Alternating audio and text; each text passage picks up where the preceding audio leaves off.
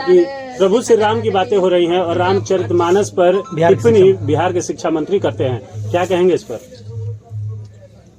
अब देखिए, भगवान श्री राम की महिमा सारे विश्व ने, सारे मनुष्यता ने और हजारों वर्ष के इस युग ने स्वीकार किया है और सब उनका पूजन करते हैं। भगवान के रूप में उस महामानव को पूरी सृष्टि ने स्वीकार किया है।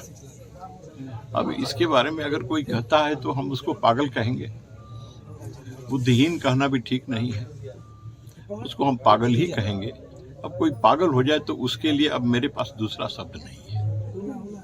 शिक्षा मंत्री को राजद समर्थन दिया है, उनके समर्थन में। शिक्षा मंत्री को तो ऐसे व्यक्ति को राजद ने शिक्षा मंत्री बनाया ही है, तो वह राजद को मुबारक है।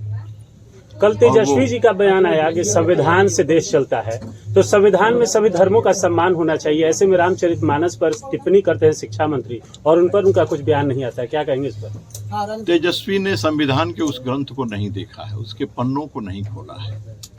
अगर उसके पन्नों को खोला रहता तो इस प्रकार की बात नहीं करते हैं, क्योंकि पन्ना खोलते ही तीसरे चौथे पन्ने पर ही श्री राम दरबार उपस्थित है।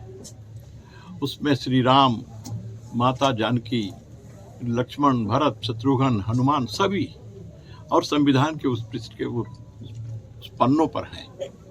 तो इस प्रकार की बात करने वाले जो लोग कर रहे हैं उनको ज्ञान नहीं है कि संविधान क्या है, उसकी भावना क्या है, संविधान कहना क्या चाहता है, संविधान किस प्रकार का नागरिक बनाना चाहता है। उन्हें इसका ज्ञान नहीं है, वह ज्ञान प्राप्त करने की आवश्यकता है। और मुझे अफसोस है कि ऐसे ज्ञानियों के हाथ में यह लोकतंत्र की जननी बिहार, उसका शासन और सत्ता वैसे लोगों के हाथों में है। जनता सब देख रही है, समय पर जनता उसका समाधान और निदान भी करेगी। मानस में लिखित है, भाजपाइयों को उस लाइन को पढ़ लेना चाहिए। केवल भाजपाई रामायण नहीं पढ़ते, रामचरितमानस नहीं पढ़ते, सारा संसार पढ़ता है। और यह रामचरितमानस नहीं होता तो आज से 400 वर्ष पूर्व का जो इतिहास था, उस इतिहास के बाद का यह भारत कैसा होता, इसकी तस्वीर क्या होती, इसका अंदाजा आज विद्वान लगा सकते हैं।